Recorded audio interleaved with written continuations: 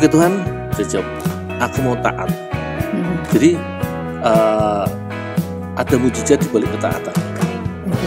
Shalom pemirsa, inilah acara Zona Mujizat. Mujizat apa lagi ya? Untuk kali ini yang jelas mujizatnya datang dari tamu saya yang sangat spesial. Dulu pernah sih, tapi sekarang banyak mujizat lagi yang dialami pastinya.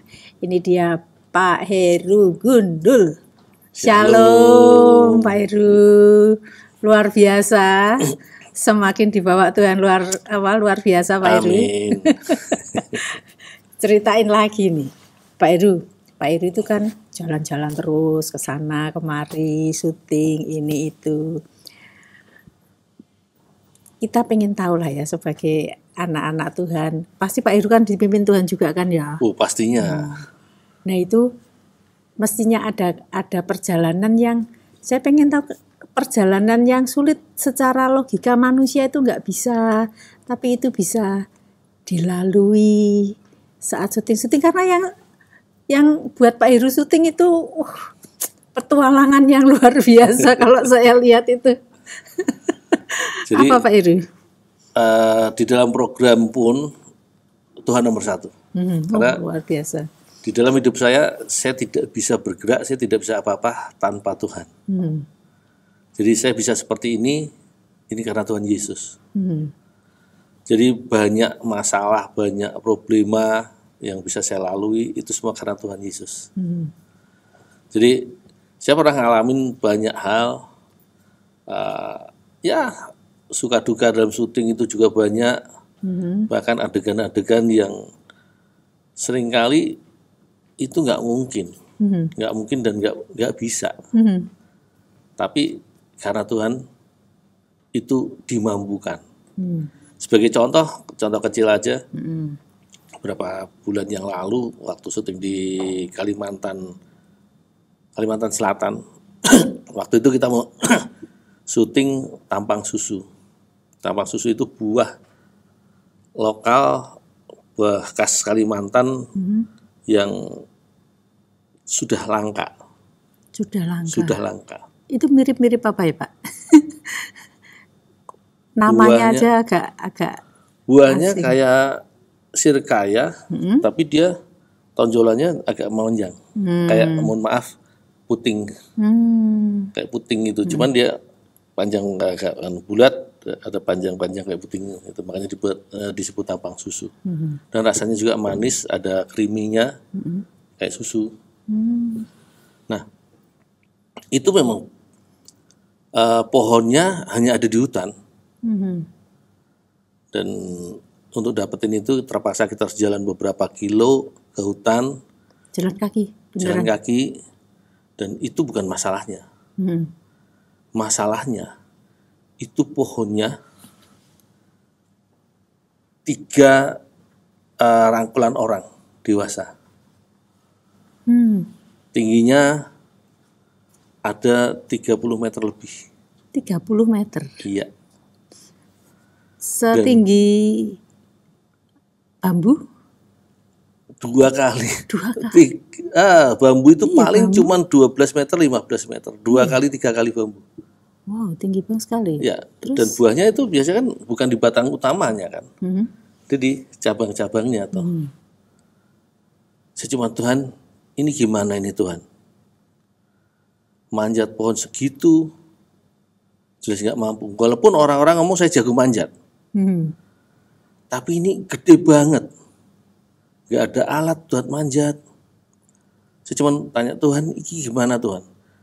Saya udah jalan ya berkilo-kilo lah. Itu memang skenario-nya Pak Heru harus naik? Bukan masalah skenario-nya saya harus naik. Kita mau mengutamakan, kita mau liputan buah tampang susu. Kalau saya nggak bisa dapat buah tampang susu, berarti liputan gagal. Betul. Kita tim udah jalan, ada 2 jam ke hutan. Jalan kaki? Jalan kaki. Memang nggak ada motor atau apa gitu? Di hutannya nggak ada. Oh, oke. Jadi ya kerasa ya capeknya kayak apa? Iyalah 2 kilo. Bukan 2 kilo, 2 jam. 2 jam jalan. Oh my God. Sampai di lokasi buah, Pak ini pohonnya.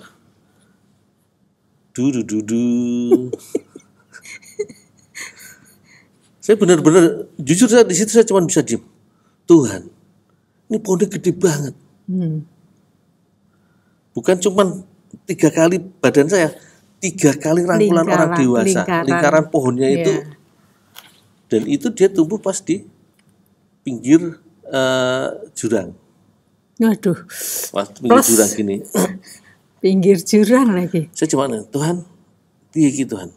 Saya udah jalan 2 jam. Teman-teman capek. Kalau nggak dapat buahnya, kita nggak bisa liputan, kita nggak bisa syuting ini muspro Tuhan. Saya cuma komplain sama Tuhan. Tuhan, ini programmu loh Tuhan. Ini bukan programku, ini programmu loh Tuhan.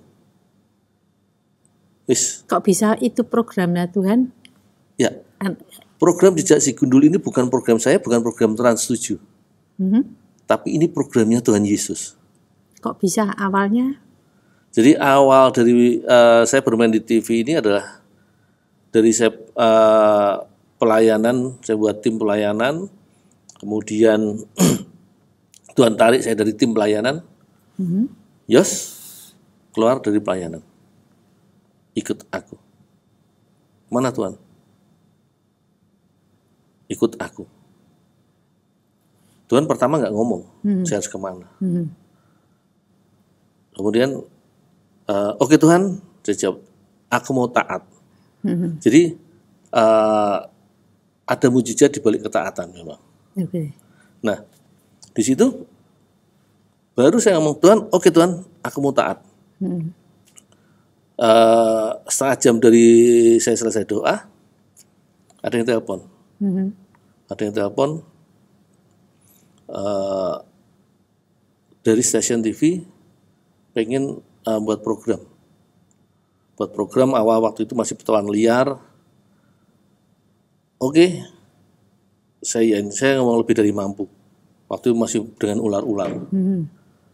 Waktu itu saya dicaci sama Tuhan. Dicaci sama teman-teman tim pelayanan saya. Yos, itu benar dari Tuhan atau dari yang lain nih? Kamu pelayanan rohani loh di sini. Kamu jalan ke sana ke sini, doain orang, nyembuhin orang. Kita doa bareng. Kok kamu keluar untuk sekuler? Karena saya main di dunia entertain itu adalah dunia sekuler dan tepi jurang. Maksudnya tepi jurang? Banyak orang mengatakan artis dunia entertain itu ya begitulah kehidupannya.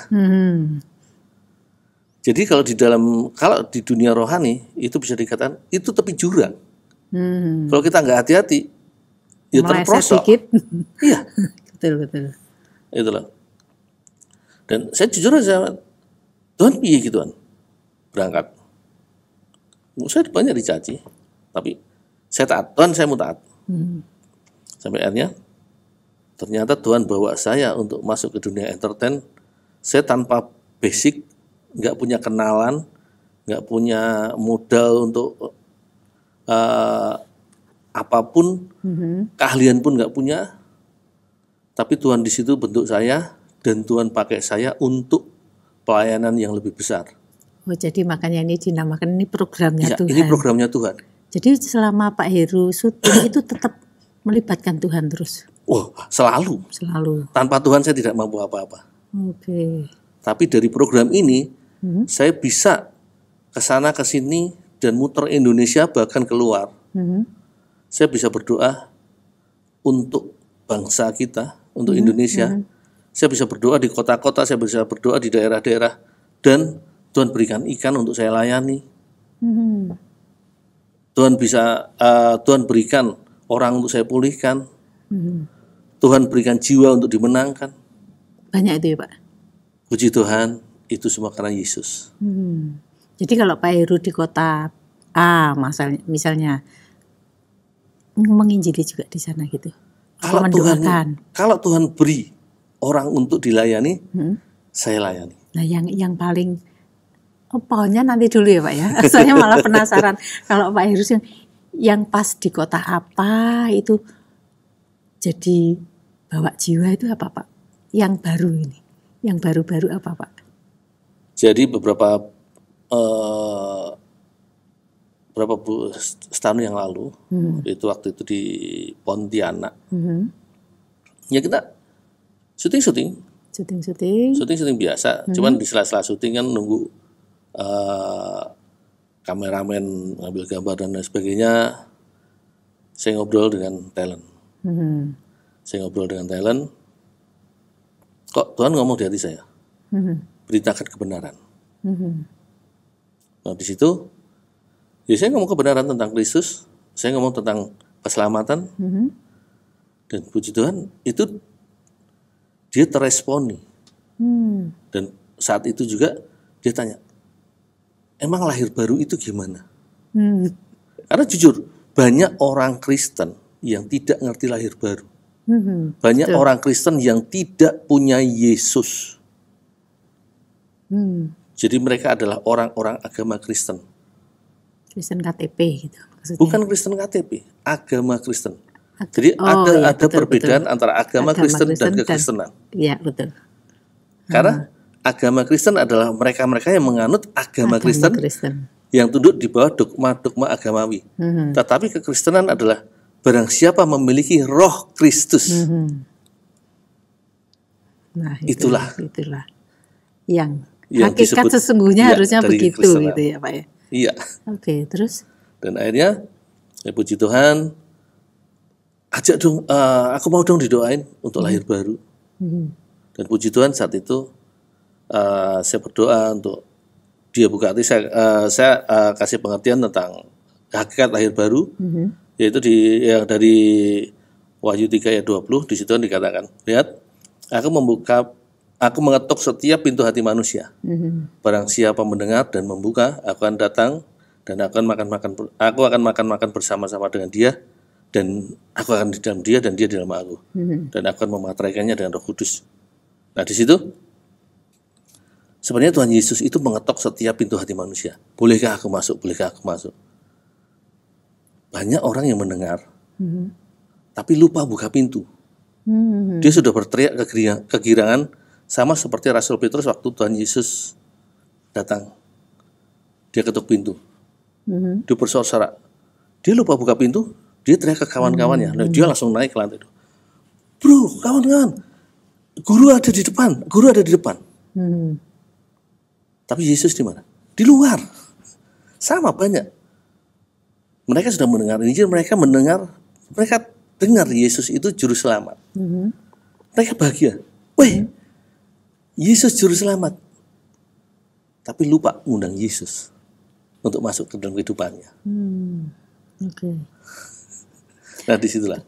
Nah dari situlah itu hakikat lahir baru, saya jelaskan bla bla bla bla. Oh, terus gimana caranya untuk mengundang Yesus? Ya buka mulut. Saya bawa dia untuk doa, untuk undang Yesus masuk ke dalam dirinya. Dan setelah itu dia bisa merasakan satu hal yang luar biasa dalam kehidupannya. Dia merasakan satu yang damai yang luar biasa. Biasanya bisa mengisi kekosongan yang kehampaan hatinya gitu ya. Dan di tempat lain juga tiba-tiba ada orang datang bungkuk. Pak, aku minta didoain tuh. Iki loh, aku udah bertahun-tahun bungkuk ini nggak enak. Ya, Tuhan. Di kota lain lagi. Di kota lain. Itu di Cilacap. Ya saya cuma doain, Tuhan, di dalam nama Yesus terjadi mujizat, kesembuhan terjadi. Aku perintahkan tulang-tulangnya yang bengkok untuk lurus, tulang-tulangnya yang ngunci, yang itu untuk lurus, dia sehat, dia bisa jalan tegak, terjadi dalam nama Yesus. Saya cuma doa gitu aja. Dan tidak terjadi apa-apa.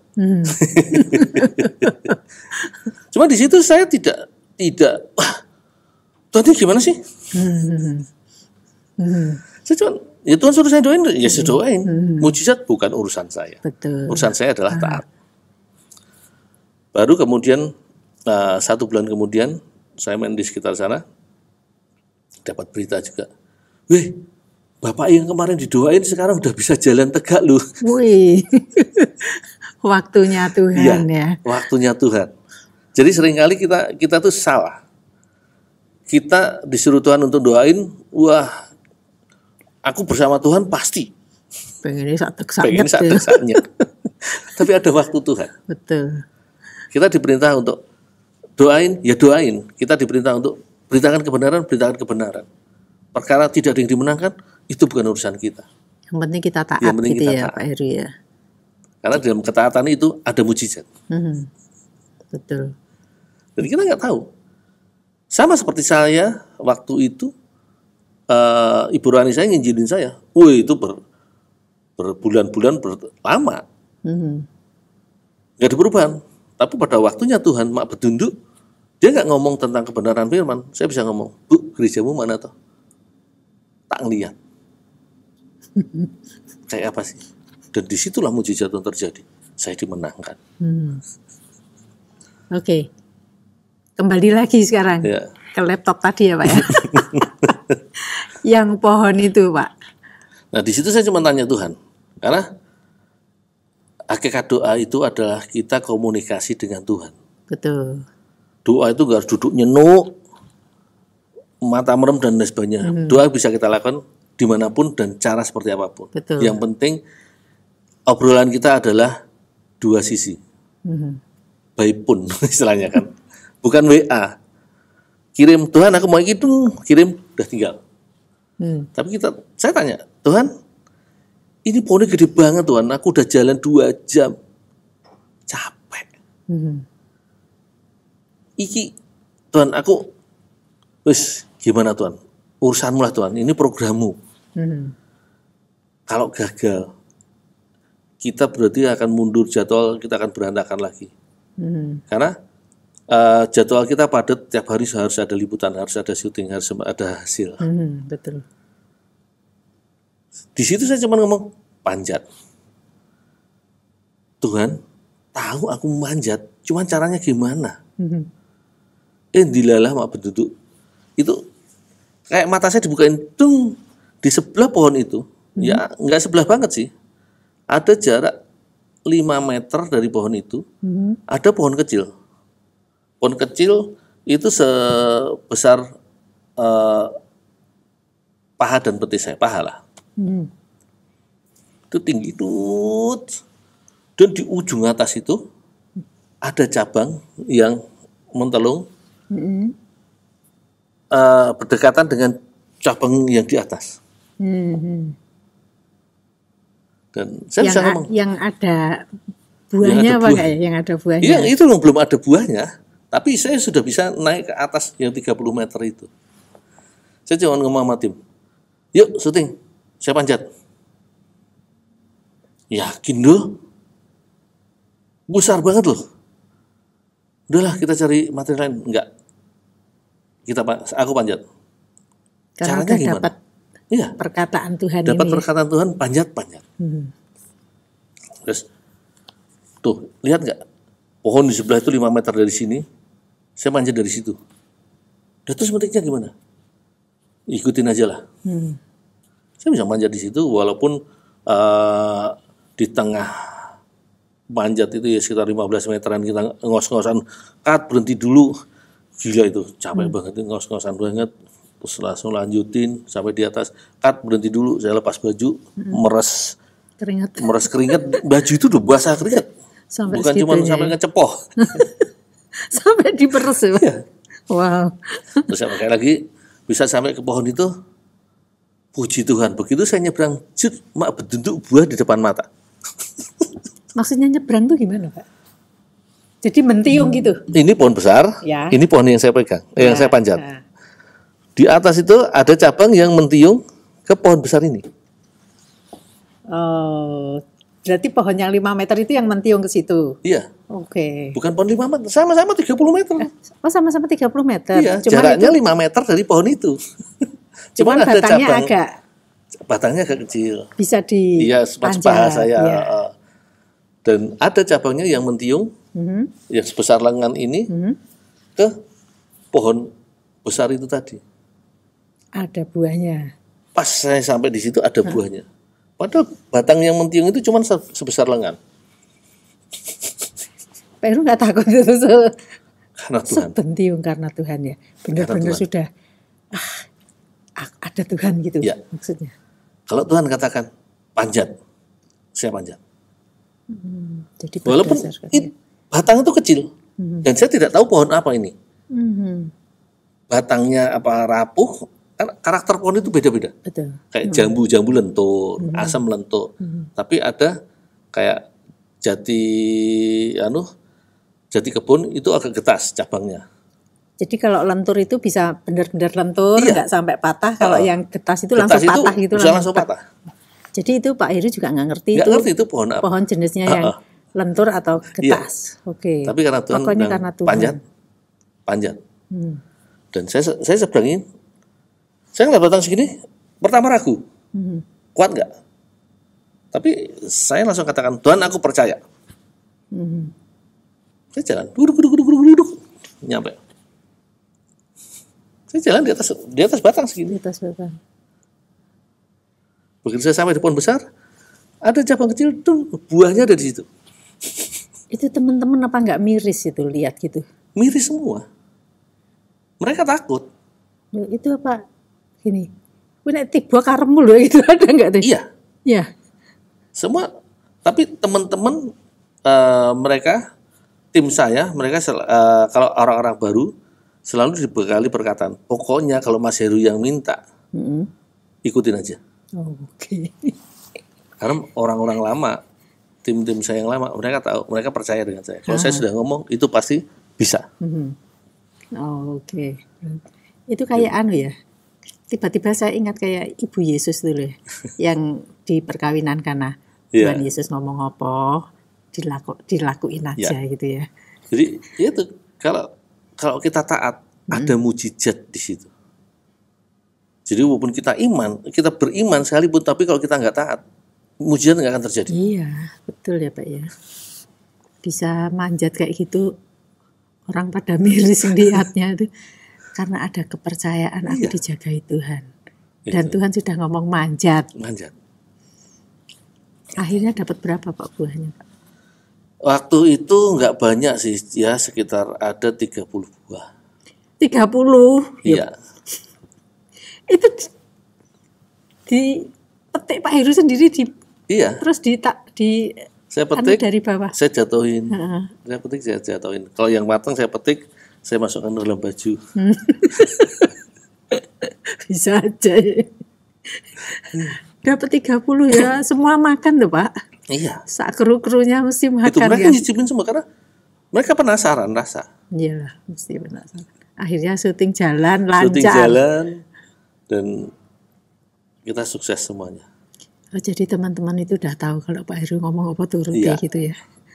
Apalagi tentang tempat-tempat ekstrim, tempat-tempat yang berbahaya. Kalau saya bilang bisa, mereka akan ikuti.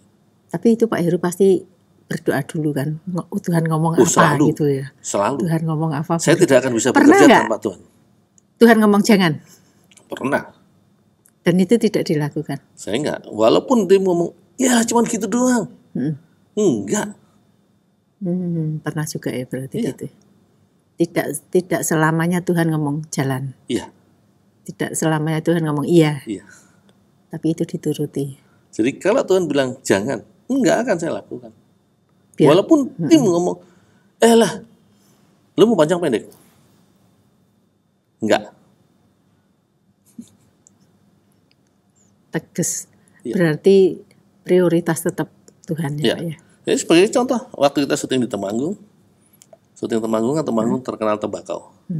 Kita syuting, kita buat panen tembakau, akhirnya industri tembakau rumahan, mau closing, ngerokok. Waktu itu masih larangan iklan di rokok, di TV belum ada. Tuhan ini piye gitu Tuhan. Aku udah janji loh samamu. Jangan Yos. Jangan pegang. Jadi saya ngomong dengan tim, enggak. Udah lo cuma ngisep main pura-pura doang ini. Enggak. Padahal tinggal closing. Panjang pendek boleh, panjang sampai kantor boleh kok. Tapi pernah nggak Pak Heru nggak taat terus terjadi something gitu? Kalau nggak taat belum pernah, tapi kalau lupa menyertakan Tuhan pernah. Simpel ini kok kecil. Kejadian sesuatu? Ya. Coba satu aja. Jadi waktu ini di Jogja sih malah. Waktu itu kita syuting dengan teman-teman downhill. Saya nggak tanya Tuhan. Sepedaan. Cuman kayak gitu tok. Maksudnya sepedaan gowes-gowesan gitu? Downhill, sepeda downhill. Downhill itu sepeda gunung. Oh, oke. Jadi kita bermain sepeda di area gunung. Jadi itu nggak nanya Tuhan. Saya nggak tanya, sepedaan tiap hari saya sepedaan, dari kecil saya sepedaan. Merasa bisa. Iya. Dan yang terjadi kecelakaan. Baru ingat Tuhan. Setelah kecelakaan? 2 kali malah kecelakaan. Kecelakaan sekali nggak ini, masih nggak ingat Tuhan. Kecelakaan sekali saya marah-marah ke mereka.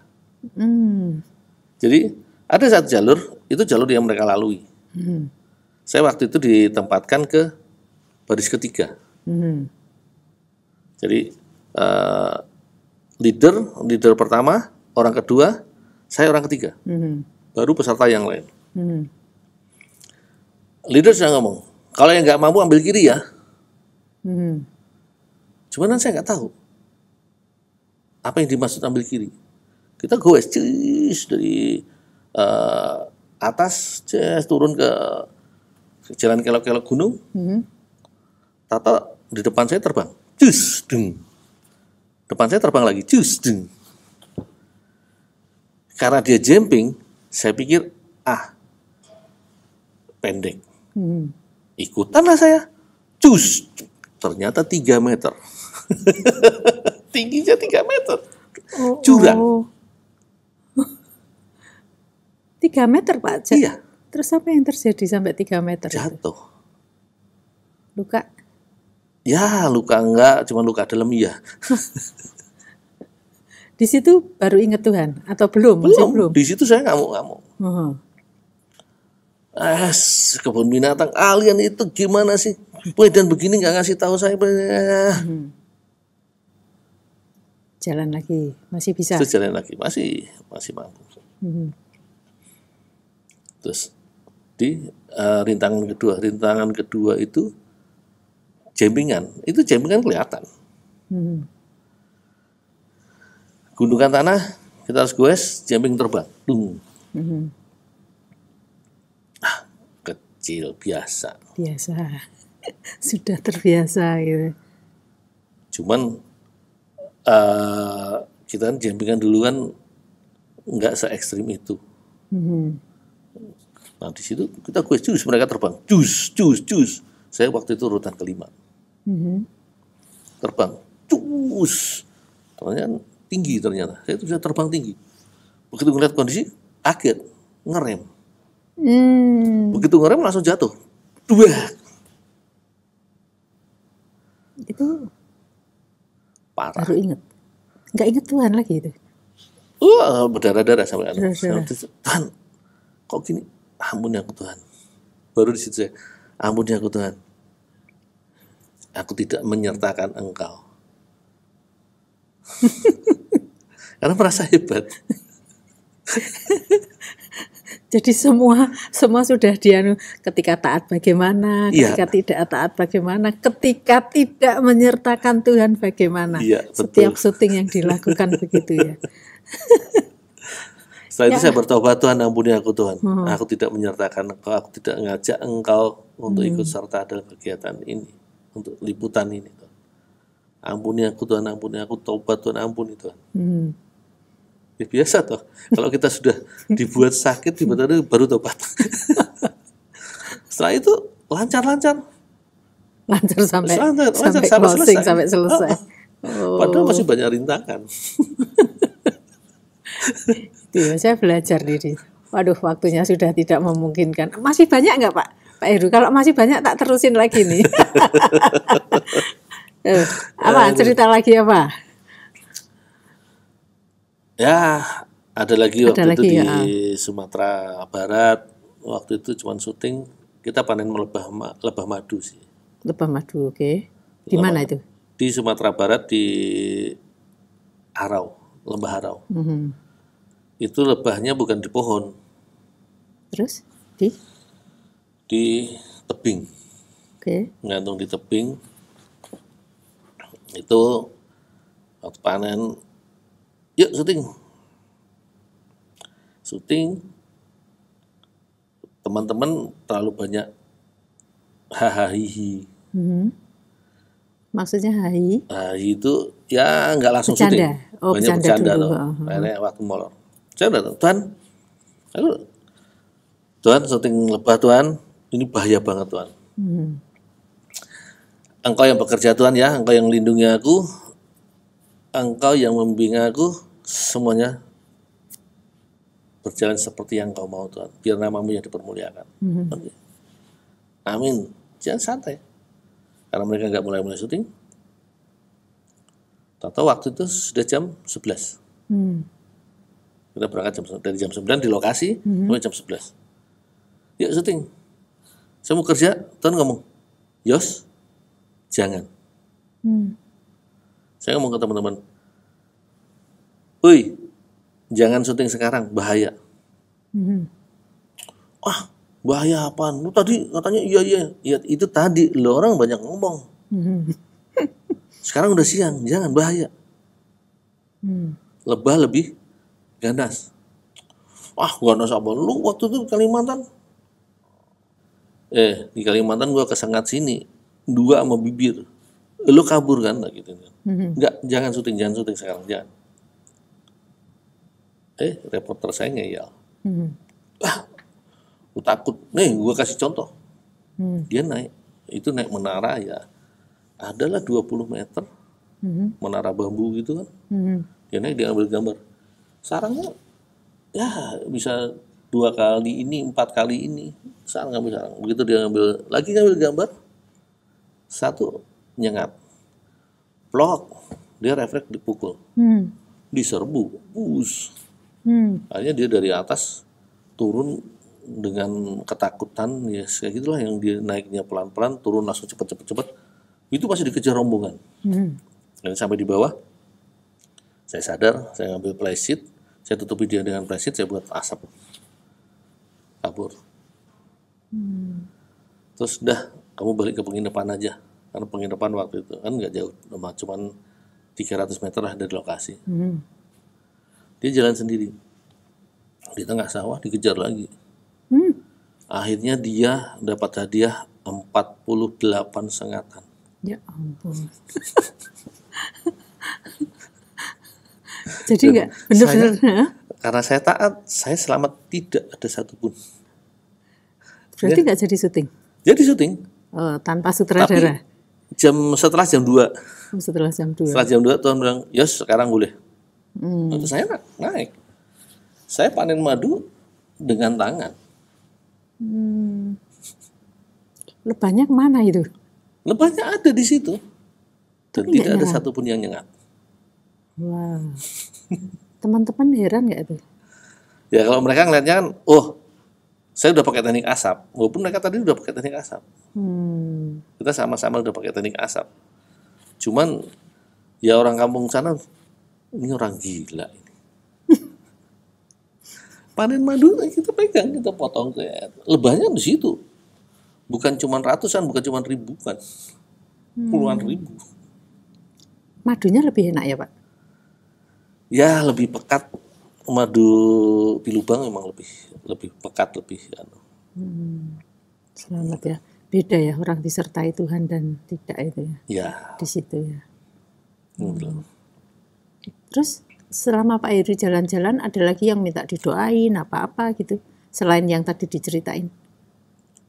Ya, Tuhan seringkali kasih beberapa orang untuk curhat. Curhat, itu penting juga itu ya. Ya, jadi hidupnya yang berantakan, hidupnya yang sengsara.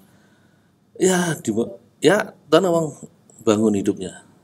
Udah, kita kasih masukan, kita bawa ke Tuhan, kita beritakan kebenaran. Itu. Yang pernah nggak Pak Heru yang apa ya, yang belum kenal Tuhan sama sekali, terus akhirnya bisa kenal Tuhan gitu? Pernah. Beberapa kali juga. Bahkan dibaptis. Ya, bisa cerita dikit Pak?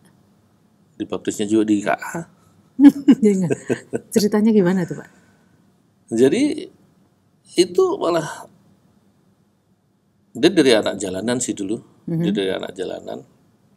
Beberapa kali dia ngikutin saya. Ngikut syuting gitu? Ya ngikut ngantar saya syuting, ngantar saya ngonten. Suatu kali, ini tengah malam nih. Kita habis dari Cirebon, Kuningan. Dari Kuningan. Dia tanya tentang Tuhan.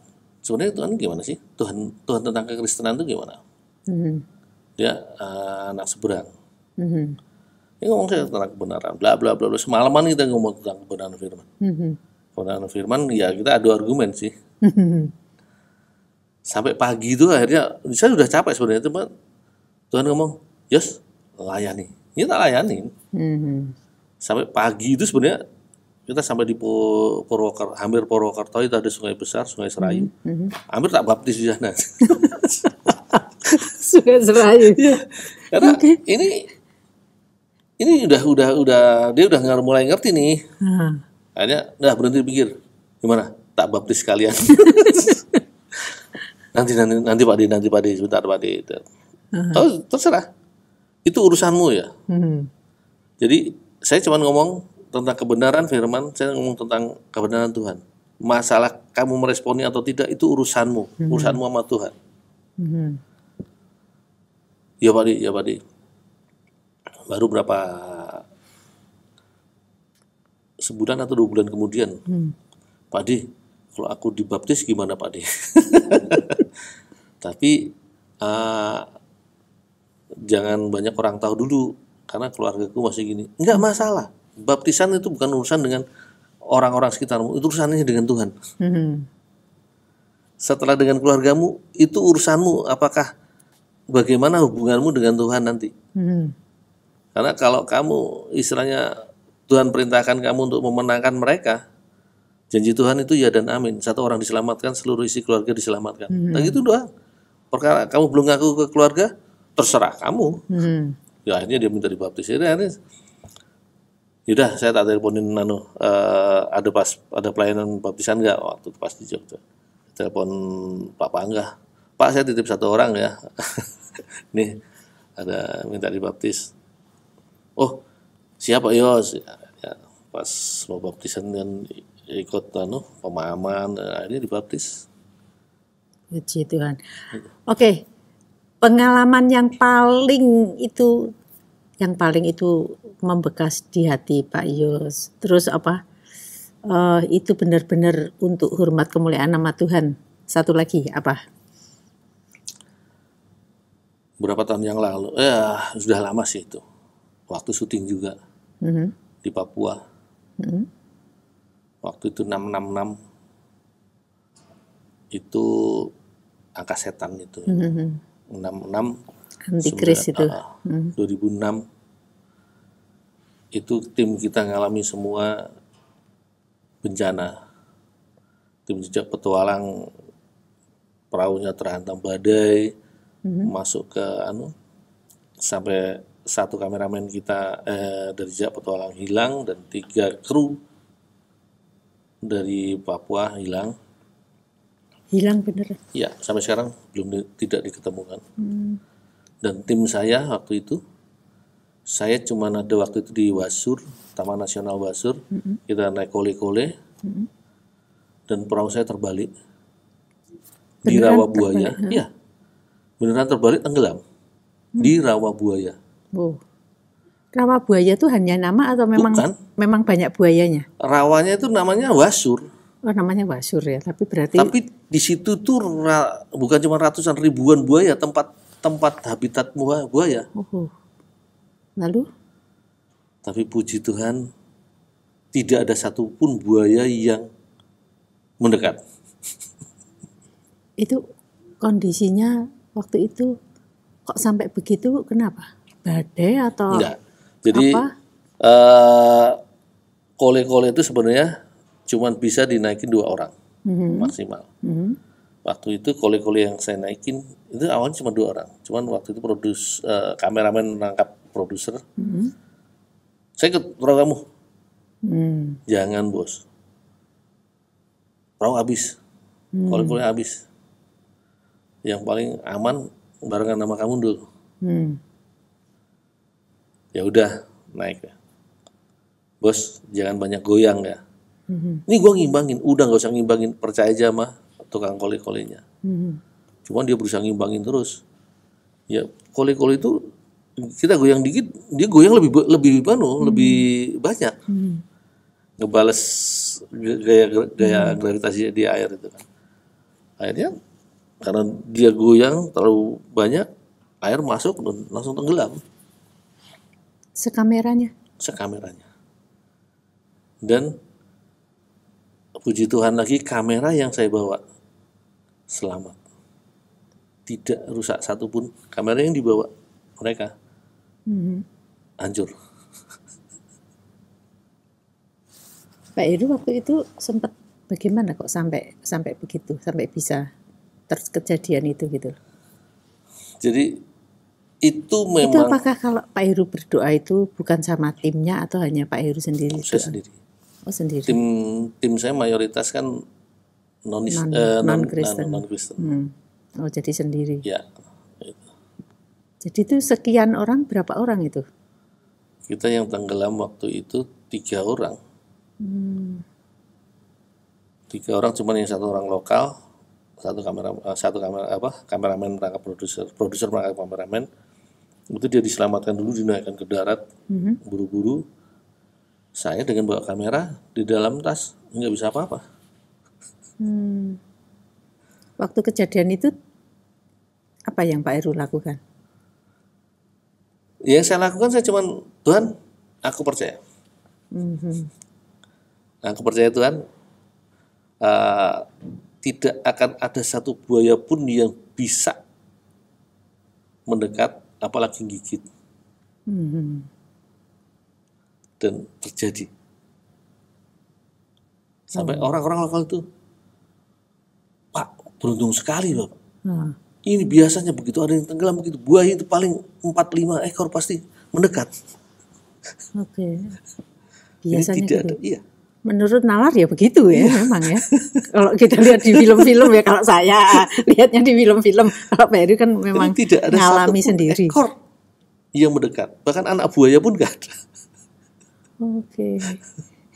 Jadi waktu itu kole-kole terbalik sempat berdoa begitu Pak Heru. Ada apapun terjadi pada saya selalu komunikasi dengan Tuhan. Tuhan kehendak-Mu yang jadi Tuhan. Tuhan, kondisi seperti ini Tuhan, aku pengen seperti ini. Saya selalu komunikasi. Jadi selalu komunikasi. Ya, doa itu nafas kehidupan saya. Walaupun saya tidak, istilahnya jarang kelihatan duduk diem, tapi kalau ngobrol dengan Tuhan selalu. Oke, Pak Heru. Pesan untuk pemirsa apa Pak Heru? Pesan buat teman-teman ya semuanya, baik yang Nasrani ataupun yang bukan, siapapun, yang jelas ketaatan itu membawa mujizat. Kalian beriman sekalipun, tapi kalau tidak taat pada firman Tuhan, itu tidak akan terjadi. Mujizat tidak akan terjadi. Doa adalah cara kalian untuk berhubungan dengan Tuhan. Iman adalah dasar dari pengharapan, dan ketaatan itu adalah pintu mujizat. Luar biasa. Ternyata hostnya apa Pak? Jejak si Gundul ini ya. Wow. Saya diberkati sekali ke setiap apa yang mau dilakukan itu berdoa dulu. Jadi ada penyertaan Tuhan, ada proteksi dari Tuhan ya Pak ya.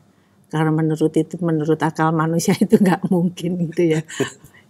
Tapi saya paling ngeri yang ini ya, terakhir ini. Yang rawa buaya. Orang yang biasanya celung langsung buaya bers gitu ya Pak ya. Ya, itu memang penyertaan Tuhan luar biasa. Gitu. Oke, Pak Heru. Orang juga bilang luar biasa. Orang bisa lihat ya. Iya. Oke, terima kasih Pak Heru untuk kedatangannya, untuk kesaksiannya, sungguh memberkati luar biasa. Terima kasih semua untuk kemuliaan nama Yesus Kristus. Iya, betul. Karena hidup saya hanya untuk Yesus saja. Oke. Terima kasih. Sampai saya kehabisan kata-kata loh. Oke, Zona Mujizat sampai di sini ya, pemirsa. Next day, next time, next week, kalau ketemu Pak Yosua Heru, saya akan ngobrol lagi. Yang jelas ketaatan ya. Kalaupun berdoa terus tapi nggak taat melakukan firman-Nya ya, pintu mujizat nggak terbuka menurut Pak Heru. Tapi memang tidak, menurut Pak Heru sudah membuktikan gitu loh. Dan semuanya juga pasti Tuhan itu, bahkan Tuhan Yesus pun kalau nggak taat sampai di kayu salib, sampai selesai ya, mujizat nggak terjadi. Penyelamatan manusia kebangkitan nggak bakal terjadi ya Pak ya. Semua tuh ketaatan. Memang ketaatan tuh mahal harganya. Secara daging tuh mahal ya Pak ya. Dan taat itu susah. Bener. Itu makanya perlu dilatih ya Bapak Ibu Saudara pemirsa yang di rumah. Kalau belum bisa taat, dilatih ya Pak Heru. Saya percaya Pak Heru juga pasti berlatih ya ketaatan-ketaannya ini. Awalnya sering ngeyel tuh. Mosok sih Tuhan untuk gini tok kok. Bener kan? Mosok gini tok. Kadang-kadang manusia yang mosok gini tok itu loh. Itu sebetulnya itu bentuk kesombongan mereka ya, benar ya. Yang gini tok Tuhan bisa sentil tik terjadi sesuatu. Tapi yang besar kayak umpamanya kayak buaya, kayak harus manjat pohon 30 meter. Kalau memang Tuhan ngomong jalan. Dan Tuhan benar-benar terjadi sesuatu yang itu menurut di akal pikiran manusia itu nggak mungkin ya. Iya. Jadi percayalah mujizat itu masih ada. Sampai saat ini mujizat itu masih berjalan. Nah, hidup itu, Tuhan itu hidup. Ya. Dia ada di mana-mana, dia bisa menjumpai siapapun, dia bisa menyertai siapapun. Asal kita itu mau buka hati ya Pak ya. Betul. Buka hati untuk Tuhan. Karena Yesus bukan hanya untuk orang-orang Kristen, tapi Yesus untuk semua manusia. Di dunia. Loh. Tuhan tuh sudah bilang, akulah jalan kebenaran dan hidup. Tidak ada seorang pun yang bisa sampai kepada Bapa tanpa melalui aku. Tidak seorang pun. Bagaimana ya? Yang belum percaya, saya harus ngomong apa lagi ya? Saya berharap mulai hari ini banyak orang mulai percaya. Pak Heru yang biasa berpetualang sedemikian hebatnya. Kalau saya bilang hebat Yesus itu karena acara itu ya memang harus begitu ya Pak ya, harus spektakuler gitu ya Pak ya.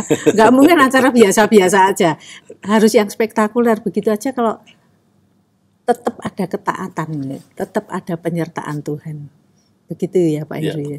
Oke, terima kasih pemirsa Zona Mujizat, sampai di sini ya.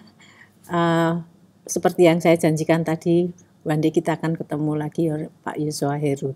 Tetaplah percaya. Bagi Anda yang hari ini masih meragukan siapa Yesus, ayo datang ke rumah Tuhan. Ada Pondok Daud, ada ibadah. Dimanapun lah, di Solo ada, Jakarta, Bandung, di mana saja. Lewat live streaming juga bisa. Oke? Tetap percayai, tetap berharap. Satu-satunya jalan keselamatan hanya ada di dalam Yesus Kristus. Terima kasih sekali lagi, Tuhan Yesus memberkati.